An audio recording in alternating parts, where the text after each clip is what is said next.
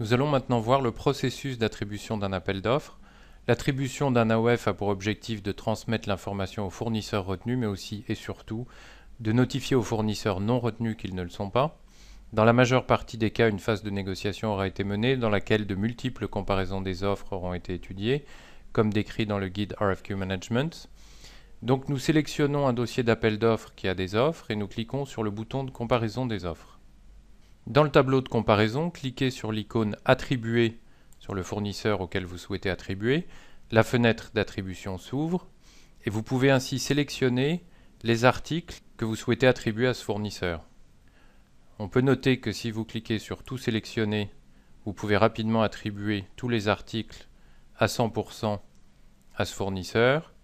On peut aussi voir le chiffre d'affaires par article affiché à droite de la désignation de l'article.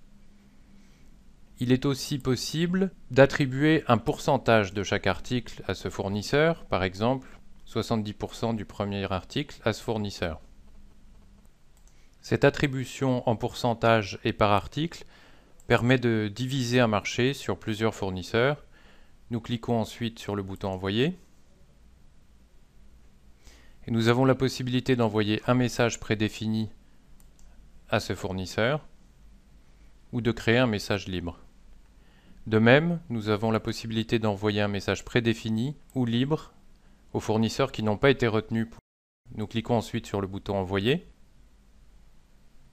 et nous avons confirmation que le message a été envoyé. Si nous revenons maintenant sur notre page principale et sur l'entête de notre AOF, nous voyons le bouton d'attribution partielle qui apparaît et qui nous indique que nous avons attribué 70% du premier article à ce fournisseur et 100% du second, et que nous avons encore deux articles qui n'ont pas été attribués. Nous allons retourner sur la comparaison des offres et nous pouvons maintenant attribuer à un autre fournisseur les articles restants.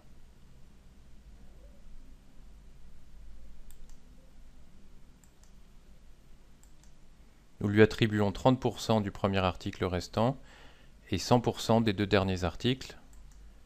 De la même façon, nous lui envoyons un message prédéfini pour l'informer de cette attribution. Et un message prédéfini aux fournisseurs qui n'ont pas été retenus.